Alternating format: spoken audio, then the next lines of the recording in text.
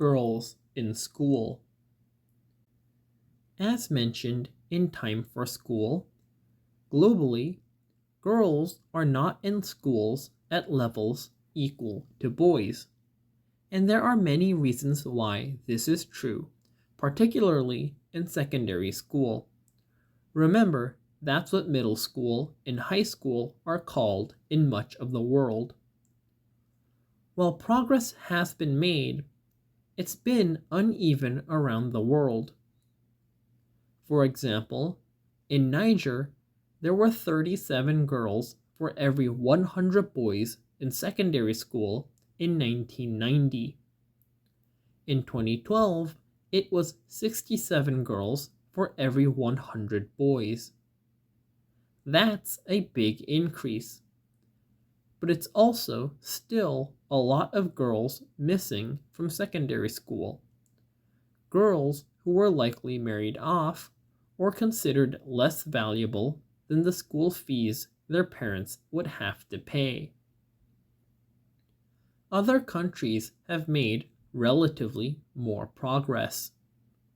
In some places, like Lesotho, there are a lot more girls in secondary school than boys.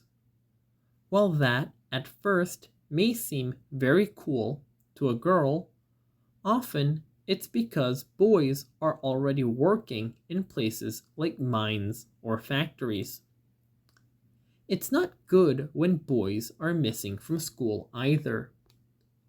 The view that girls don't deserve to be educated, aren't worth the school fees, need to work, child labor, are more fit to be wives, child marriage, and concerns about safety are just a few reasons why girls are not in school.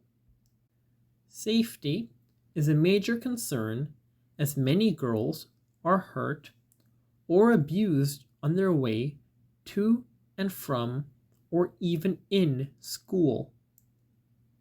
This is partly because girls, like Malala, are targeted for exercising their right to go to school, and partly because, in too many places, men and boys still think it's okay to harass and abuse girls. This may be another thing that sounds obvious, but the best way to help get girls safely into school is to support schools committed to doing just that.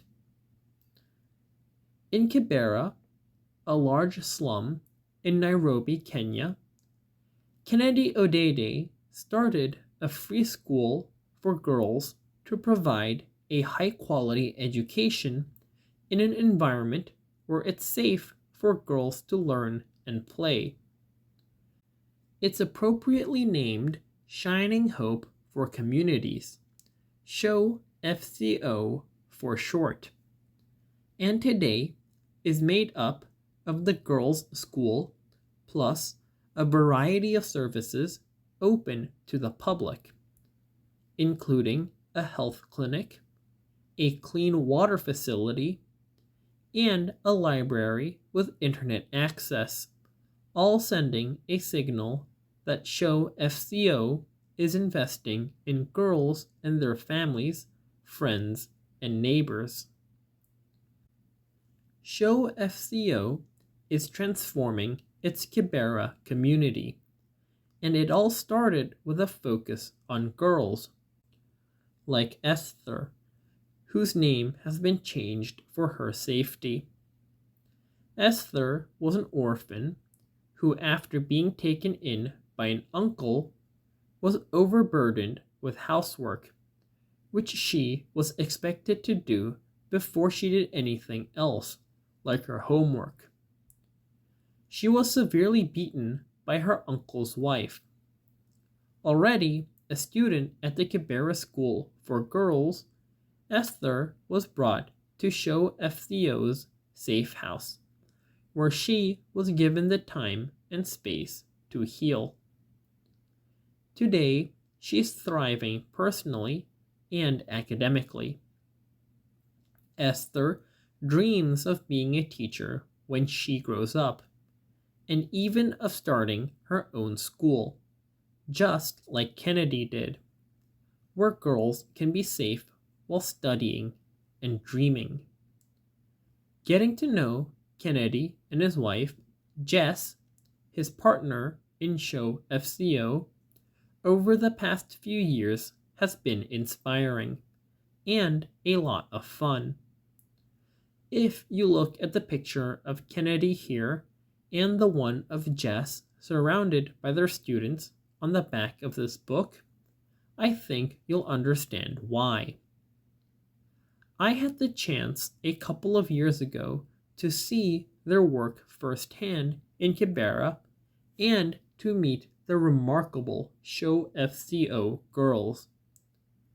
Given all Kennedy's already done in Kibera and all he hopes to do for girls, I wasn't surprised that most people called him Mr. Mayor.